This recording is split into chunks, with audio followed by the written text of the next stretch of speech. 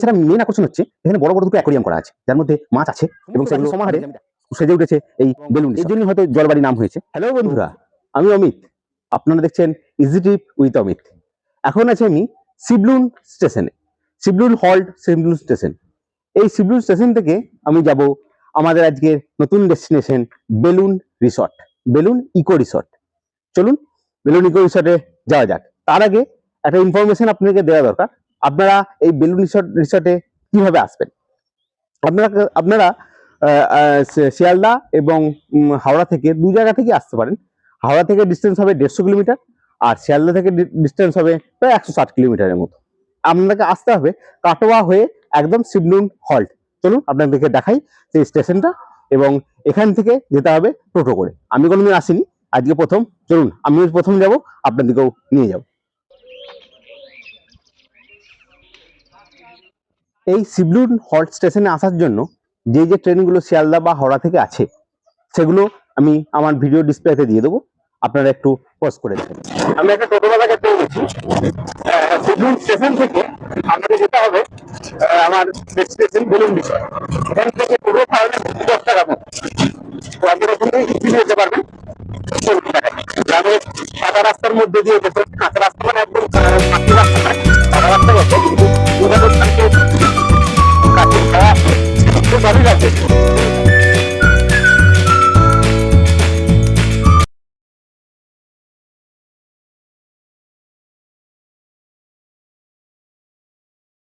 জঙ্গলের মাঝে অনেক শেয়াল ঘুরে বেড়াচ্ছে, মানে এতটাই জঙ্গল যেখানে আমরা শেয়ালও দেখতে পাবেন। টোটো থেকে নেমে গেলাম।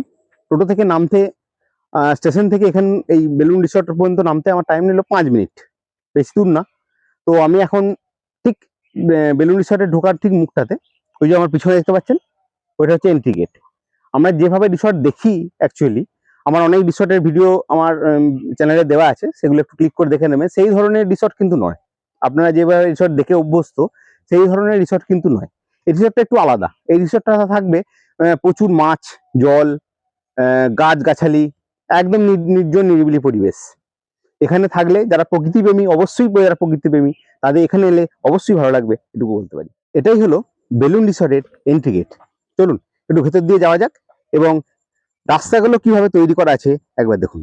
রাস্তাগুলো পুরো ইটের মধ্যে দিয়ে তৈরি করা আছে, মানে একটু যদি ডিসব্যালেন্স হয়, পাটা যদি একটু সাইডে পড়ে, তাহলে আমার পা পিছলে যাওয়ার সম্ভাবনা খুব বেশি। এছাড়া ডান দিকে একটি পুকুর আছে, যে পুকুরে মাছ আছে বলে মনে হচ্ছে, কারণ আমি কিছুক্ষণ ছিলাম, দেখলাম যে খুব মাছ লাফালাফি করছে। দেখুন কিরকম নির্জন পরিবেশ, চতুর্দিকে গাছ আর গাছ, এই মাঝখানে রিসর্ট। আমি কিন্তু এখন রিসর্টের ভেতরে পৌঁছাইনি, এটা প্রবেশদ্বারটা যেটা আছে ঠিক তার সামনেটা। এরপর আমি রিসর্টের ভেতরে যাব এবং পুরোটা আপনাদেরকে এক্সপ্লোর করে দেখানোর চেষ্টা করব। যদি ভালো লাগে অবশ্যই লাইক, শেয়ার, সাবস্ক্রাইব করে দেবেন। অপরূপ সুন্দর প্রকৃতির সমাহার এখানে, গাছগাছালি, পাখি, জীবজন্তু, অনেক কিছু দেখতে পাবেন এই রিসর্টের মধ্যে।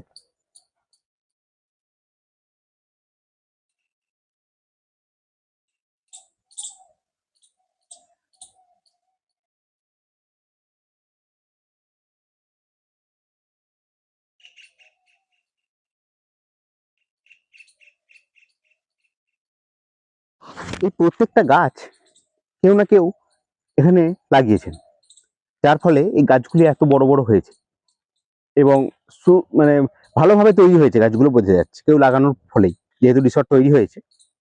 তো কিন্তু দেখে মনে হবে এটা প্রাকৃতিক ভাবে তৈরি হয়েছে, এমন ভাবে মানে গাছগুলো বেড়ে উঠেছে, দেখে মনে হবে পুরো যেন প্রাকৃতিক ভাবে এই গাছগুলো তৈরি হয়েছে। এই রাস্তাটা দিয়ে আমি এলাম, এইটা হচ্ছে এন্ট্রি গেট।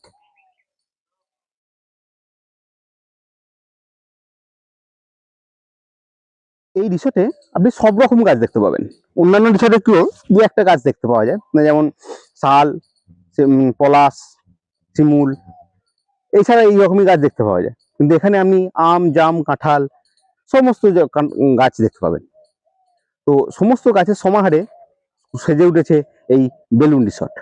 আপনাদের একদিনের ডেস্টিনেশন হতেই পারে এই বেলুন রিসর্ট। এবার আমি দেখাবো আমাদের বেলুন রিসর্টের মেন আকর্ষণ, হচ্ছে জলবাড়ি বা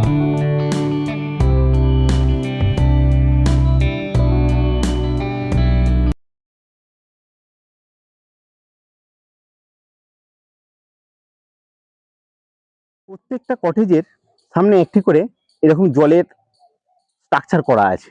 এটা জানি না ভেতরে মাছ কি আছে কি নেই জানি না, তবে শালুক ফুল ফুটে আছে এটা দেখা যাচ্ছে। তো এর সামনে আছে এবং এর জন্য হয়তো জলবাড়ি নাম হয়েছে। তো বেশ ভালো, একদিনের জন্য বেশ ভালোই লাগবে এটুকু বলতে পারি। চলুন একটু ভেতরটা দেখানো।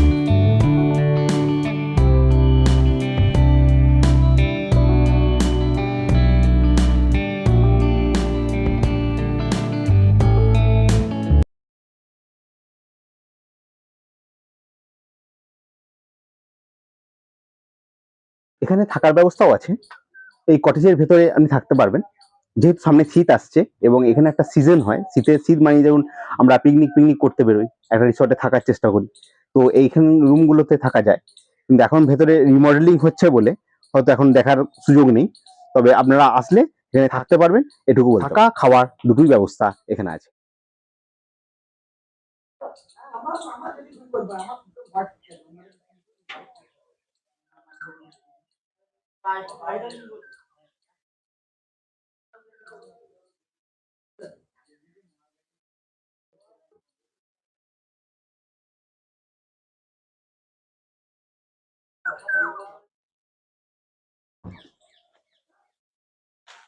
রিসর্টের ভেতরেই একটা ডাইনিং এর মতো করা আছে, যেখানে আপনি বসতে পারবেন, প্রয়োজনে শুতে পারবেন।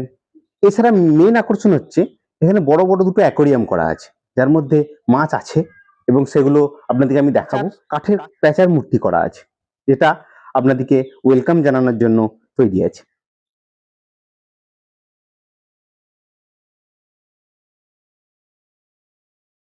সমস্তটাই এখানে কাঠের আসবাবপত্র। আপনি এলে এখানে যে পুরোনো দিনের যে চিন্তা ভাবনা, এখানে তা পরিষ্কার দেখতে পাবেন। এখানে একটা বালিশ দেওয়া আছে, দুটো বালিশ দেওয়া আছে এবং একটা কাঠের খাট, প্রয়োজন আপনি একটু বিশ্রামও নিতে পারবেন। এগুলো অ্যাকচুয়ালি দুপুরে খাওয়ার জন্য, দুপুরে খেয়ে এখানে রেস্ট নিতে পারবেন। আর এই হলো সেই কাঠের প্যাঁচা, যা আপনাকে ওয়েলকাম করার জন্য তৈরি হয়ে আছে। চলুন এবারে ভেতরে যে অ্যাকোরিয়ামটা আছে সেই অ্যাকোরিয়ামটা একবার দেখা।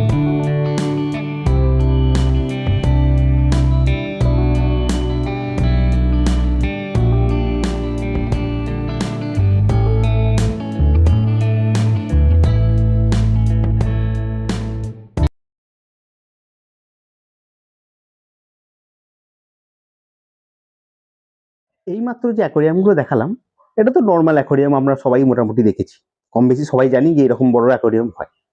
কিন্তু এর পরে যে অ্যাকোরিয়ামটা আমি দেখাবো, এই অ্যাকোরিয়ামটা মানে আমি ফার্স্ট দেখলাম। আপনারা হয়তো আরো ভালো বলতে পারবেন যে আপনারা দেখেছেন কিনা, যদি দেখে থাকেন কমেন্টে অবশ্যই জানাবেন। চলুন দেখাই সেই রকম নতুন ধরনের একটা অ্যাকোরিয়াম।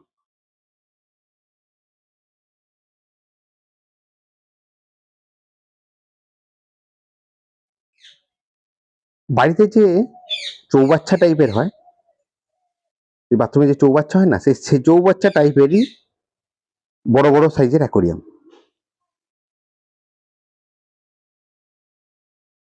দেখুন কত মাছ ঘোরাফেরা করছে।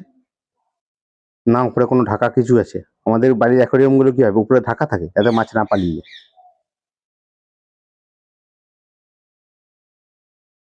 এবং প্রত্যেকটা অ্যাকোরিয়ামে কিন্তু মাছ আছে।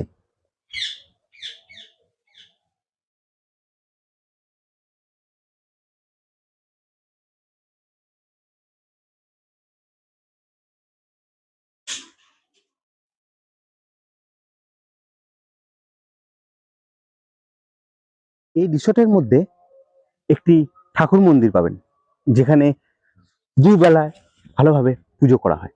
চলুন সেই মন্দিরটা আপনাদেরকে দেখাই।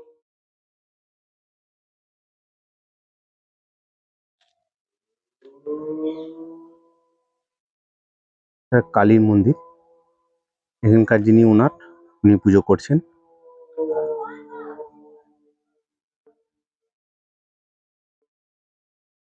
চতুর্দিকে গাছ আর গাছ এবং প্রকৃতির খুব কাছে যদি একটা দিন আপনি সময় কাটাতে চান, তাহলে বেস্ট এবং আইডিয়াল ডেস্টিনেশন হতে পারে এই বেলুন রিসর্ট। শুধু ফলের গাছ নয়, এখানে বিভিন্ন রকম ফুলের গাছও আপনি দেখতে পাবেন।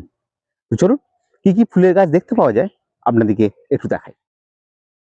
এখানে সাদা গোলাপ, লাল গোলাপ, এছাড়া অনেক ধরনের ফুল আছে। আমি ওই পারটাতে যাওয়ার চেষ্টা করছিলাম, কিন্তু ওই পারে যাওয়ার কোনো রাস্তা নেই। তো কি কি ফুল আছে এই দূর থেকে আপনাদেরকে দেখতে হলো।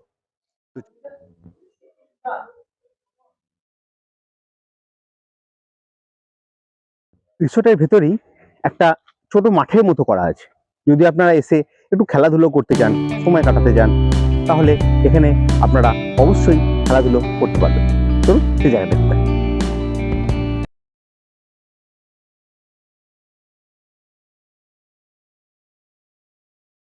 আপনাদেরকে আমি যা যা দেখাচ্ছি সবটাই কিন্তু বেলুন রিসর্টের বাউন্ডারির ভেতরে। এমন নয় যে বাউন্ডারির বাইরে। যদি বাউন্ডারির বাইরে আপনারা কিছু করতে অ্যাক্টিভিটি করতে যান, সেগুলো আছে, মানে একটু বড় জায়গা আছে, আরো বড় করে আপনি খেলাধুলা করতে পারেন, একটা মাঠের মতো আছে। কিন্তু যে এখন পর্যন্ত যে যে জায়গাগুলো আমি দেখাচ্ছি সবটাই কিন্তু বাউন্ডারির ভেতরে। তো চলুন পুরোটা আর একটু দেখাই।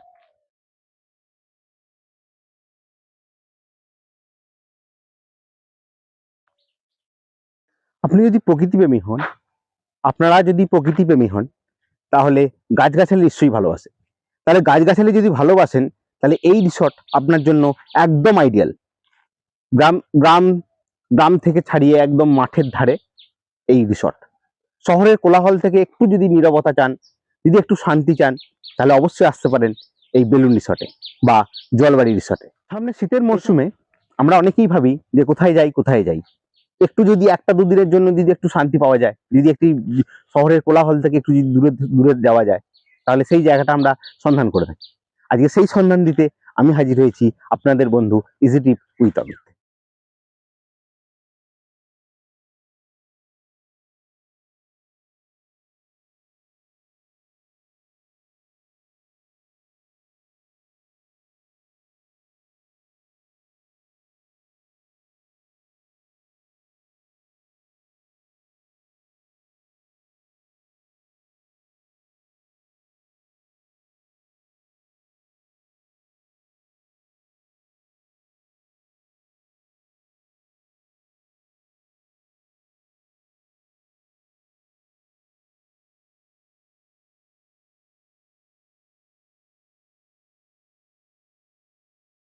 তো পুরো রিসর্টটা আপনাদেরকে ঘুরিয়ে দেখালাম।